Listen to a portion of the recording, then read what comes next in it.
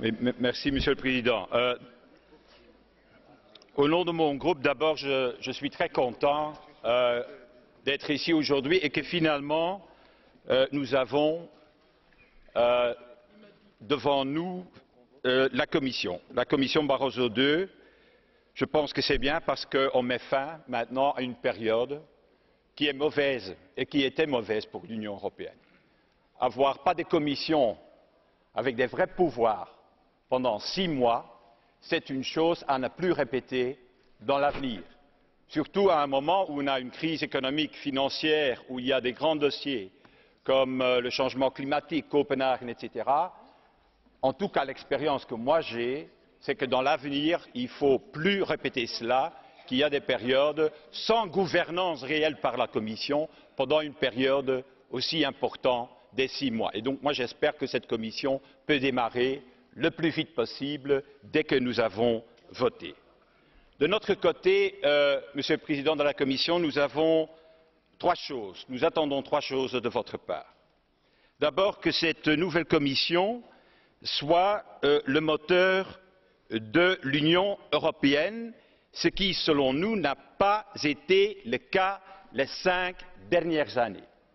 On demande cette fois-ci une Commission qui fait une rupture avec les 5 dernières années et qui peut être vraiment le moteur d'une intégration beaucoup plus poussée de l'Union européenne, parce que tout ce qui se passe les dernières semaines, les derniers mois, démontre que ça, c'est le problème de la position de l'Europe dans ce monde multipolaire. Le fait qu'il n'y a pas une unité de vue, pas assez d'intégration européenne, si on parle de Copenhague, si on parle le manque de coordination à Haïti, chaque fois, c'est le même défaut. Et donc, nous demandons une commission qui, contrairement à ce qu'on a vu les dernières années, ne cherche pas tout de suite, toujours, le compromis avec le Conseil, pour alors venir ici avec un compromis qu'elle a fait avec le Conseil et nous faire avaler ce compromis. Ce que nous attendons, c'est une commission qui va au Conseil avec des projets ambitieux,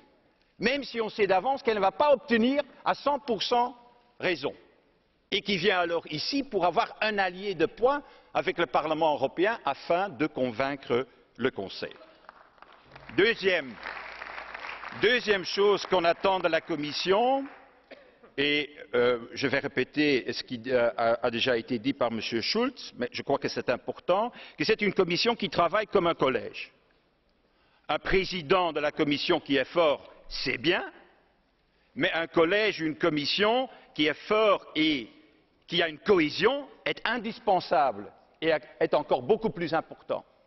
Et donc nous attendons vraiment que, parce que c'est une commission quand même différente, pour la première fois, vous l'avez reconnu, Monsieur le Président, c'est une commission qui est composée des 3 grandes familles politiques ici dans cette enceinte. Et je suis tout à fait heureux qu'il y a 8 libéraux là-dedans avec des portefeuilles très importants. Bien, il faut aussi maintenant faire fonctionner cette commission à l'intérieur comme une coalition entre ces 3 mouvements et ces 3 partis politiques. Chercher des compromis qui sont soutenus par toute la Commission et par tout le collège.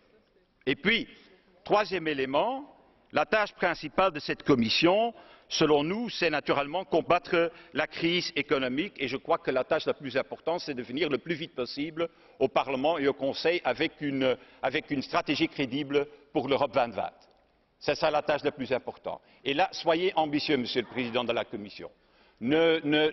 N'écoutez pas trop les États membres, bien la présidence espagnole, parce qu'elle a de bonnes idées sur cette question. Mais venez avec des projets ambitieux. Ne croyez pas qu'une coordination molle des stratégies économiques nationales est suffisante. Dans le monde de l'avenir et dans le monde multipolaire, il faut beaucoup plus que ça. Il faut une gouvernance socio-économique dans l'Union européenne. Ce n'est pas assez d'avoir un pilier monétaire comme dans l'eurozone, il faut aussi un pilier économique et social dans la zone euro et dans l'Union européenne. Et on attend de vous de venir avec cette stratégie-là, parce qu'elle sera capitale pour l'avenir de l'Europe et pour l'avenir de nos concitoyens. Merci. Dziękuję, panie przewodniczący.